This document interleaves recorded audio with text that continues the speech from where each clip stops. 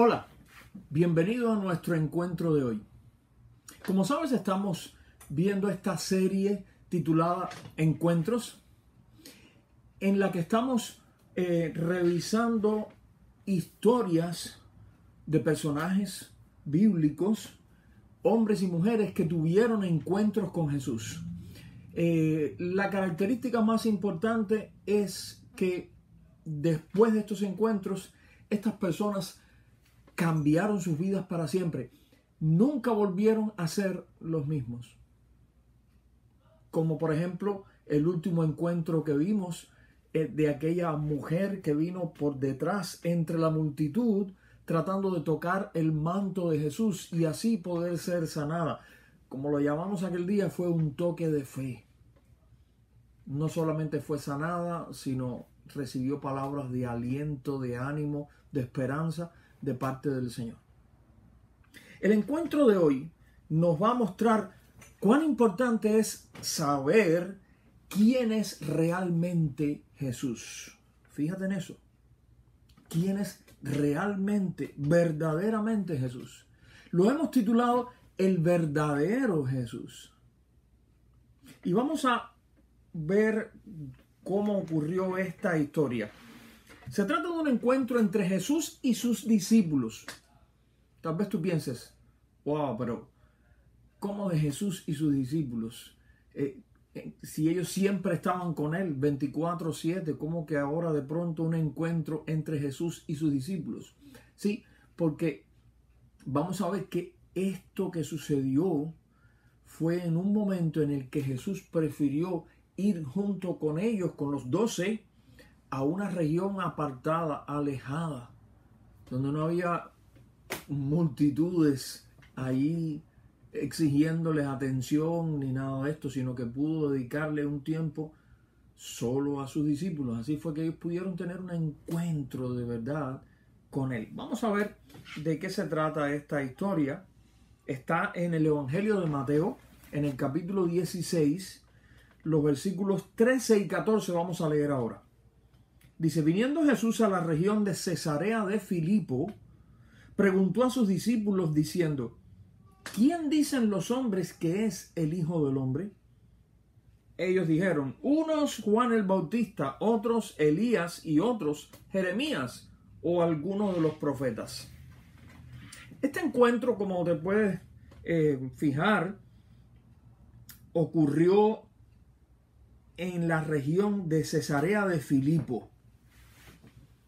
Un poco antes, Jesús y los 12 andaban por la región de Galilea, pero aquí ya avanzan más al norte, se salen del territorio judío propiamente y llegan a esta región donde estaba la ciudad de Cesarea de Filipo.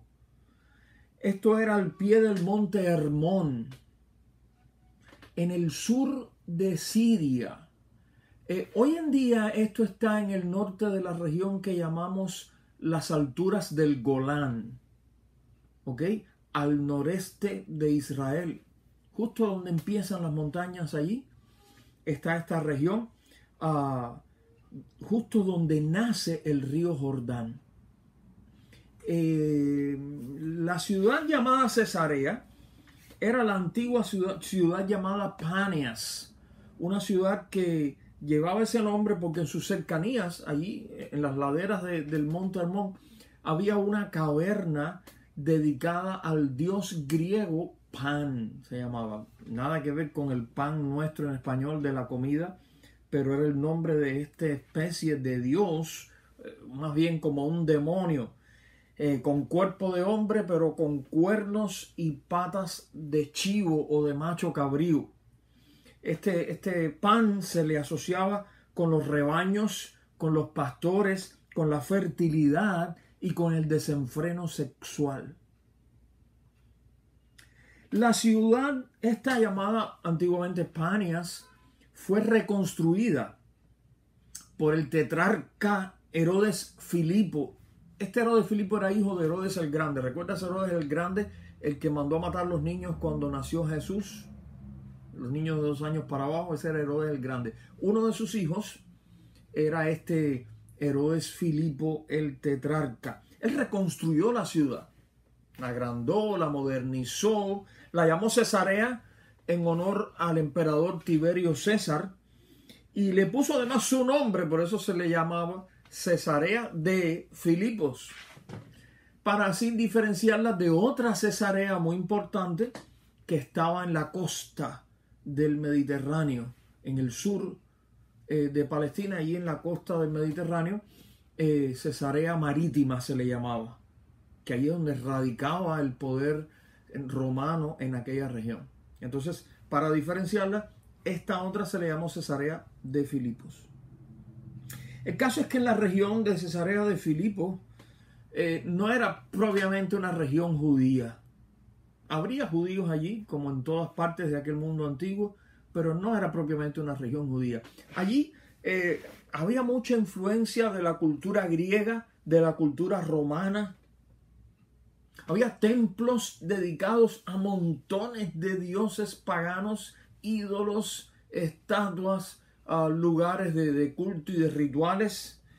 La gente adoraba o veneraba casi cualquier cosa. La gente creía casi en cualquier cosa. Era toda una mezcla de religiones clásicas, de religiones populares, de religiones más antiguas, más modernas, de filosofías. Eso era lo que había en aquella región. Más o menos como pasa en la cultura de hoy, ¿te fijaste? El caso es que fue precisamente en esa región tan distinta para ellos que Jesús le hizo a sus discípulos una pregunta muy importante.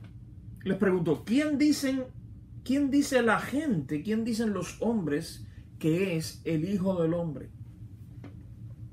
El Hijo del Hombre era el propio Jesús. ¿Qué es lo que estaba preguntando Jesús? Cuando ustedes andan por los pueblos, por las aldeas, ¿qué escuchan acerca de mí? ¿Qué opinión tienen la gente acerca de mí? Jesús no estaba preguntando por la opinión de los sacerdotes, de los escribas, de los fariseos, de los líderes. No, estaba preguntando por la opinión de la gente común, que era con quien más los discípulos interactuaban en sus viajes, en sus avances allí hacia las aldeas de Galilea y toda esta región.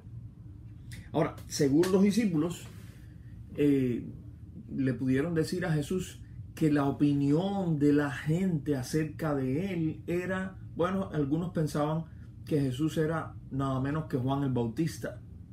Ya para aquella época Juan el Bautista había sido decapitado por Herodes Antipas, hermano de este Herodes Filipo. Era el otro Herodes Antipas, que era el tetrarca de Galilea. Otros pensaban que se trataba de Elías, el gran profeta Elías, que había vuelto allí. Otros lo comparaban con Jeremías, este profeta extraordinario de Dios que le tocó dar el mensaje de Dios en una época muy difícil y en la que la gente estaba muy lejos de Dios. Otros sencillamente no lo identificaban, pero pensaban que era alguno de los mismos grandes profetas de la antigüedad que había regresado. Lo curioso es que todos asociaban a Jesús con personajes positivos como Elías, Jeremías, etc. O sea, eran opiniones buenas de la gente. La gente tenía una buena opinión de Jesús. La gente común, la gente del pueblo, tenían una buena opinión de Jesús. Pero eso no quiere decir que eran opiniones correctas. No, Jesús no era Elías.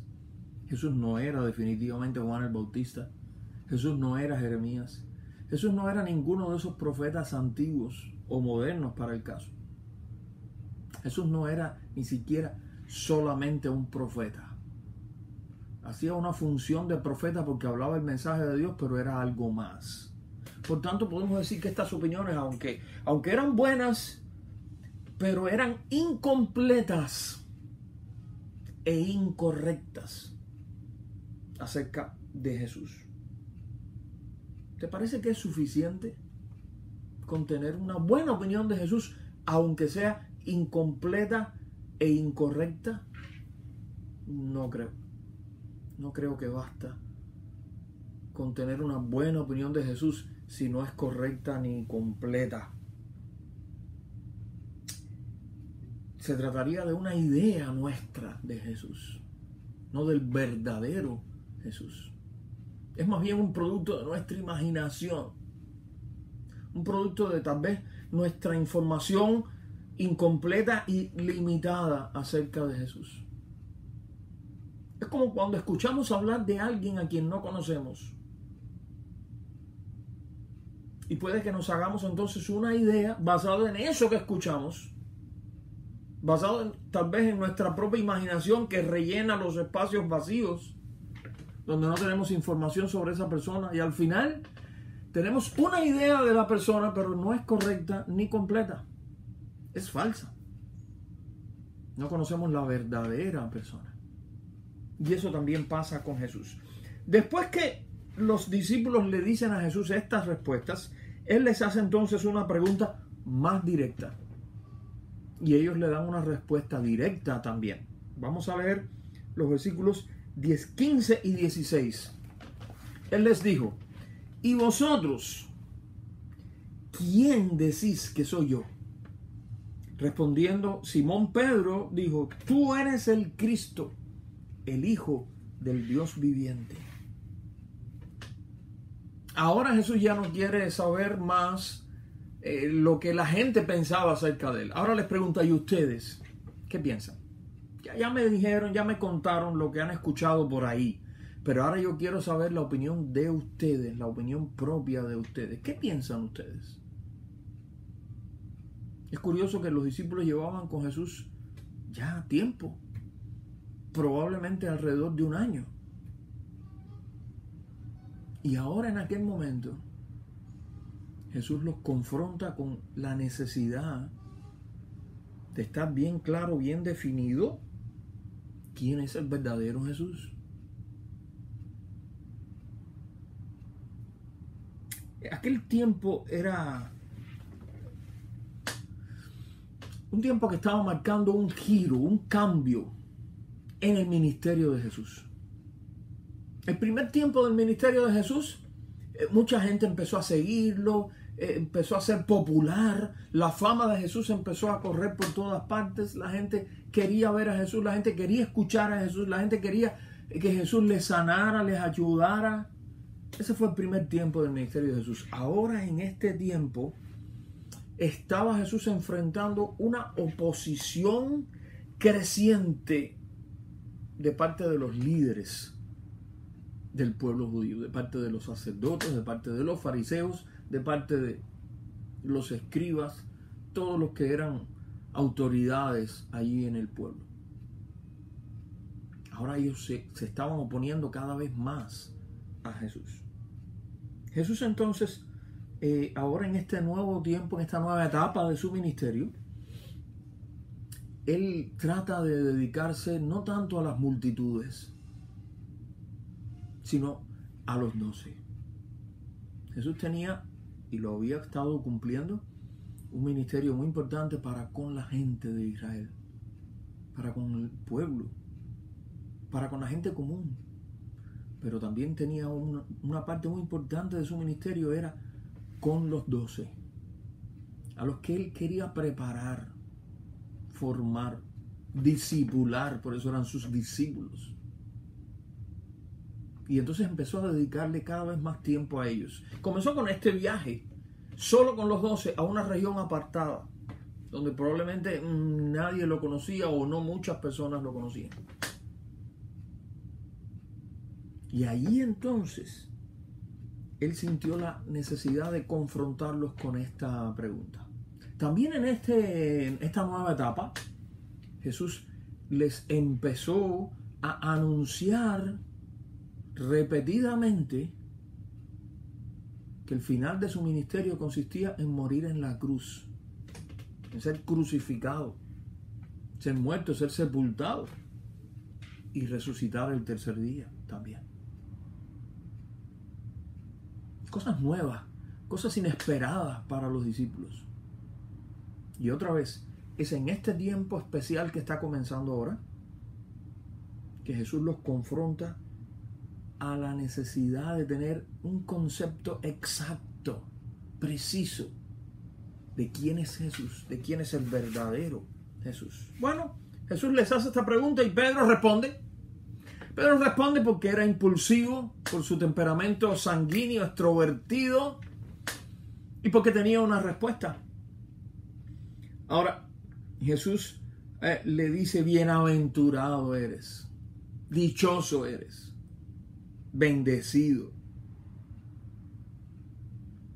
Pedro dijo: tú eres el Cristo. El Cristo es lo mismo que decir el Mesías. Recuerda que Cristo es una palabra griega que significa exactamente lo mismo que la palabra Mesías. Lo que pasa es que Cristo, como dije, es una palabra griega y Mesías es una palabra hebrea. Ambas fueron transliteradas al español y a otros idiomas, pero Cristo, Christos, es una palabra griega y Mesías o Mashiach es una palabra hebrea. Pero las dos palabras significan lo mismo, significan el ungido de Dios. O sea, el enviado de Dios. Así que estaba Pedro reconociendo públicamente allí que Jesús era nada más y nada menos que el Cristo, o sea, el Mesías. Ese esperado y anhelado por el pueblo de Israel, por el pueblo judío durante tantos años. Ese del que hablaban los profetas, como Isaías y otros. Ese que ellos esperaban que vendría de parte de Dios. Y es más, dice: tú eres el Hijo de Dios. O sea, está reconociendo que Jesús no era meramente un hombre enviado, sino que era el Hijo de Dios. Con lo cual estaba reconociendo su divinidad. Ahora, ¿te fijas cuán diferente esta respuesta de Pedro? Tú eres el Cristo, el Mesías, el Hijo del Dios viviente. Qué diferente es a lo que la gente estaban diciendo, estaban pensando de Jesús. La gente que decía: este es uno de los profetas. Un hombre que habla el mensaje de Dios. Un hombre notable, extraordinario, que habla el mensaje de Dios. La respuesta que da Pedro es diferente. Tú eres el Mesías, el Cristo, el enviado de Dios. Es más, eres el Hijo del Dios vivo. En esta época en la que vivimos, la gente tiene muchos criterios, muchas opiniones acerca de quién es Jesús. Probablemente tú los hayas escuchado. La gente a veces te dicen: Jesús fue un buen hombre, hizo muchas cosas buenas. Otros dicen: Jesús fue un gran maestro. Lo ponen al nivel de uno de estos grandes filósofos de la antigüedad. Otros dicen que Jesús era un reformador religioso que tomó aquella religión del judaísmo, introdujo reformas para hacerla más correcta o más adecuada a la gente, a que la gente pudiera acercarse a Dios. Otros ven a Jesús como un revolucionario, como un agente de cambio social. Todos esos son criterios, opiniones que la gente tiene de Jesús. Como decíamos al principio, son ideas incompletas, incorrectas, basados en algo que ellos escucharon y entonces mucho de su imaginación. Pero ¿qué piensas tú?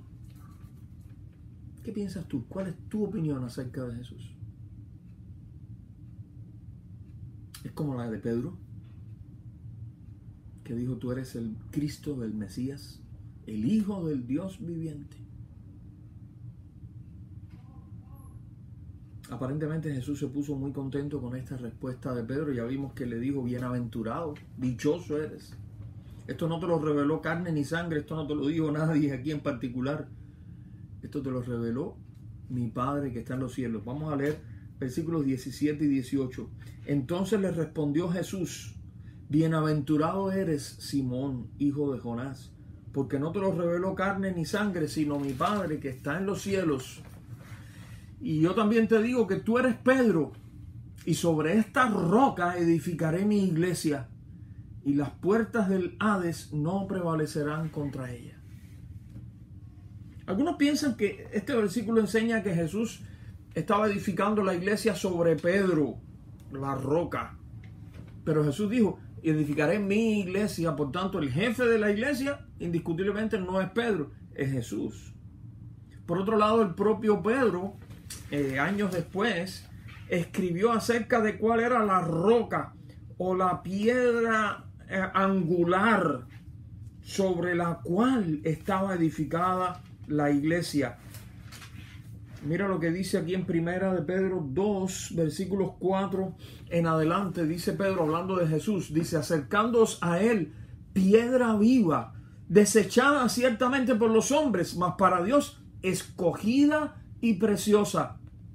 Vosotros también, como piedras vivas, sed edificados como casa espiritual y sacerdocio santo, para ofrecer sacrificios espirituales aceptables a Dios por medio de Jesucristo. Por lo cual también contiene la Escritura: he aquí pongo en Sión la principal piedra del ángulo, escogida, preciosa, y el que creyere en él no será avergonzado. Para vosotros pues los que creéis, él es precioso, pero para los que no creen, la piedra que los edificadores desecharon ha venido a ser la cabeza del ángulo, y piedra de tropiezo y roca que hace caer, porque tropiezan en la palabra siendo desobedientes, a lo cual fueron también destinados. Pedro está recordando que la piedra fundamental de la iglesia es Jesucristo, la piedra que otros rechazaron, pero que Dios había escogido y la puso ahí como la base, el fundamento de la iglesia, del pueblo de Dios. Y también el apóstol Pablo menciona en 1 Corintios cuál es la base, cuál es el fundamento de la iglesia. Él está comparando el trabajo de los misioneros cristianos con el trabajo de los albañiles o constructores que están levantando un edificio. Y él dice en 1 Corintios 3, del 9 al 11, dice, porque nosotros somos colaboradores de Dios, y vosotros sois labranza de Dios, edificio de Dios. Conforme a la gracia de Dios que me ha sido dada, yo como perito arquitecto puse el fundamento, y otro edifica encima, pero cada uno mire cómo sobreedifica, porque nadie puede poner otro fundamento que el que está puesto, el cual es Jesucristo. Y cuando está hablando de fundamento en esta construcción o edificación, por supuesto está hablando de los cimientos, de esas piedras que se ponen ahí en la base. Y dice que el fundamento de la iglesia no dice que es Pedro, dice que es Jesucristo. Bueno, hoy hemos visto este encuentro especial que tuvo Jesús con sus discípulos, solo ellos, en una zona remota al norte de Palestina. Parece que Jesús buscó aquel retiro distante y tranquilo para conversar con los 12 acerca de asuntos importantes y para anunciarles por primera vez la triste noticia de su próxima muerte. En una región como aquella, tan llena de ídolos, de templos, de dioses paganos y de adoración de demonios, tan similar a la cultura actual, Jesús puso sobre la mesa el tema más importante de todos. ¿Sabemos realmente quién es Él? ¿Podemos distinguir la persona de Jesús de todas las otras cosas o seres que la gente adora o en las que creen? Y darnos cuenta, oh, Jesús es diferente, este es Jesús. De eso depende todo. Tu vida cambiará radicalmente si comprendes quién es el verdadero Jesús, el Hijo de Dios, el que vino del cielo a la tierra, enviado para morir y dar su vida por nuestras culpas y así abrirnos el camino a la reconciliación con Dios. Y tú también puedes conocerlo hoy. Vamos a orar. Señor y Dios, gracias por este tiempo especial y gracias por tu palabra. Gracias porque en ella, Señor, a través de ella, nosotros podemos conocer al verdadero Jesús. Rogamos por la persona que está viendo o escuchando esto. Señor, si esta persona necesita tener un encuentro personal con el verdadero Jesús, ayúdale, Señor, a que pueda conocer a Jesús verdaderamente, que pueda conocer quién es realmente Jesús, abandonar cualquier idea preconcebida, cualquier idea incompleta y buscar, Señor, conocer realmente a Jesús. Ayúdale, guíale por medio de tu Espíritu Santo. Ten misericordia de tanta gente que viven ignorando, Señor, ignorando a Jesús y su salvación. Y sin embargo creen que ya tienen una idea más o menos acerca de Jesús. Ayúdale, Señor, y muéstrales la verdad, tal como está revelada en tu palabra en la Biblia. Ten misericordia, Señor, de este mundo que tiene muchas ideas, muchas religiones, muchas creencias, muchas filosofías, pero tiene poco de Jesús. Bendice a nuestros amigos, bendice a nuestros familiares, bendice a nuestros vecinos. Permite que ellos te puedan conocer verdaderamente. En el nombre de Jesús. Amén.